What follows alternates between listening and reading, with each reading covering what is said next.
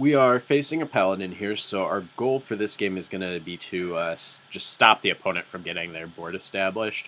They can create a lot of like board presence with their power that might be hard for us to keep up with once they get rolling. So it sucks that we didn't get a Chow there because that's an excellent board control card. No, they have a one drop. Not a great one drop.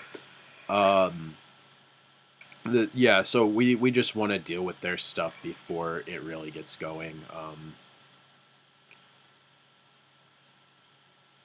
Here we'll just play the Dark Peddler.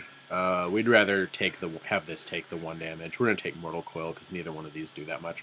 Drawing an extra card off of this is going to be pretty nice, and we will get to use it. Since they're going to have a Silverhand recruit at some point.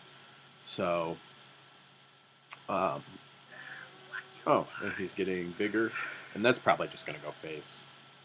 Wow, he's getting a lot bigger. Really? Oh, Divine Shield, okay. So it's not going to go face, it's going to kill our thing.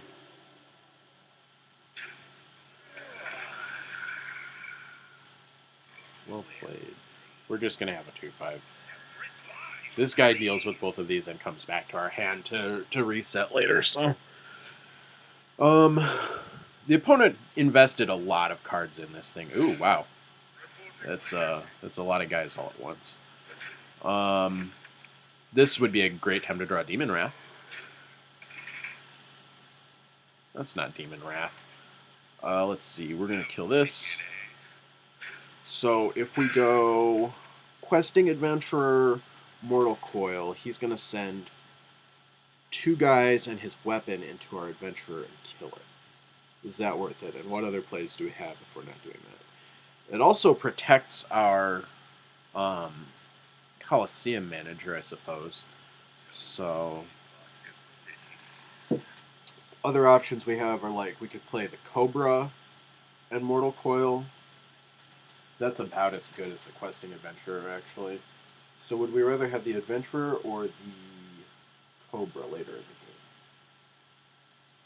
We don't want a Dark Bomb, so we're not going to Dark Bomb and use the Fairy. Although we could return Coliseum Manager. I think we'll go with the Cobra here and the Coil.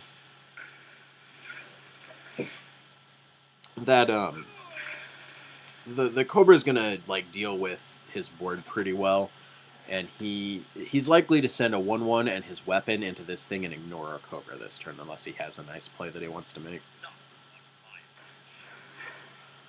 And I think it's better to save the Adventurer because I think it can do more for us in the late game. Like, I could see a turn 7 where we're playing Adventurer and a couple of 2-drops. Although we really need to stabilize the board before we do something like that. The Dark Bomb might be able to help us out in that endeavor. He did leave this alive, so we can return this to hand. That'll be cool. Although I don't know if we really want to use the power right now because we need to just fill up our board. So we're going to play a 3-drop and a 2-drop here. So we'll play this guy first and see what he gives us. And that's fine because that works well with our Questing Adventurer. We're going to hit this, and we're actually just going to Dark Bomb his 2/2. This way he has to use his weapon along with one of his creatures to kill our 3/2. So he's probably going to send, he's going to use these 2 guys and his weapon to deal with our board, and then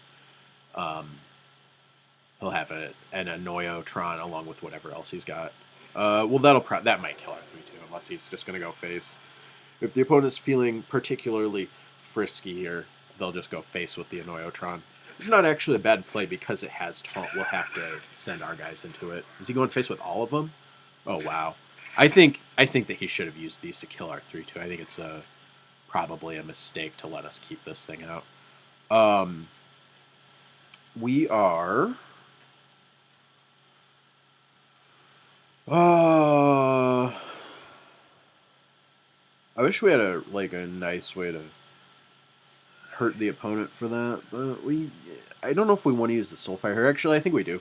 We want to play like probably Adventurer and Fairy Dragon, Soulfire the Anoyotron. We lose a card from hand, but We have a 4/4 out against his 1, 2, and 3 damage that he can do.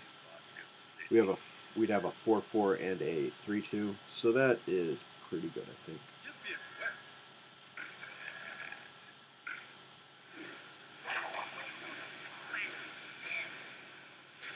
We discarded the worst card in our hand, which is nice. The chicken is better than the 3/5, I think, right now, because we have Questing Adventurer out. We are going to want to play it, and we would not be able to play the chicken we would not be able to play the 3/5 and the Drake in the same turn. So now he has to deal with this thing. We are going to need a couple spells for this. We might just play the chicken and pass. We want to break the shield also, don't we?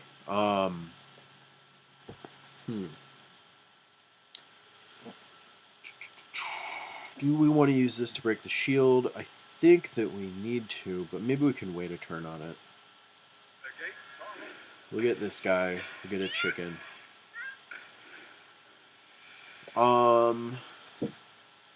If we break the shield with our adventurer, then he dies to Consecration.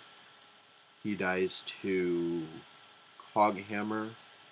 He dies to the one that's +4 health and +2 attack on your hero. He dies to anything that's 2 power and charge. If we wait, we have to use him the next turn to break it, but he'll be bigger then. So we will just pass here. The opponent should send both of their cards into our 6/5, which means we don't get to use the chicken to break the shield. Damn. Well, he can still keep growing, so that's...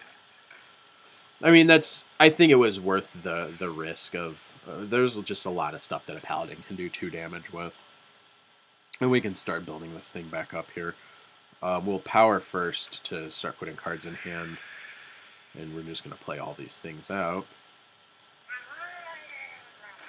Oops. We should have played the Drake first. That was a mistake, because this should be a 4/3.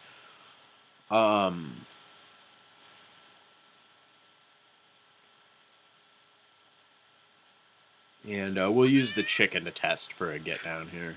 It's not get down. And we'll just pass again. That's fine. Oh, competitive spirit. Okay. So they do need to send 2 of those into our 3/8 if they want to kill it.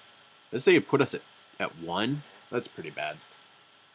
We actually are probably going to lose this one just because we've taken so much damage so far. We can't even play the Flame Imp.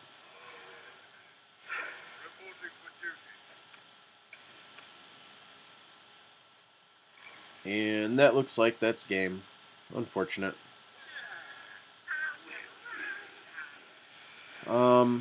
There are probably things we could have done better there, but the opponent, like I said, we needed to keep their board presence down, which we just weren't really able to do. The opponent got a little bit faster start than us. They did put in a lot of cards to do it, and that game kind of shows you how important it can be in Hearthstone to sacrifice card advantage, particularly in the early game, for tempo. Because the opponent put in 3 cards into making a 3/2 Divine Shield, but it was something that we weren't really prepared to deal with the plays that I made early on. So I don't know if there was a better way to do all of that. But yeah, that just kind of shows you how big a deal it can be to throw a bunch of cards into just getting that board control early. So I'll be back with another one of these.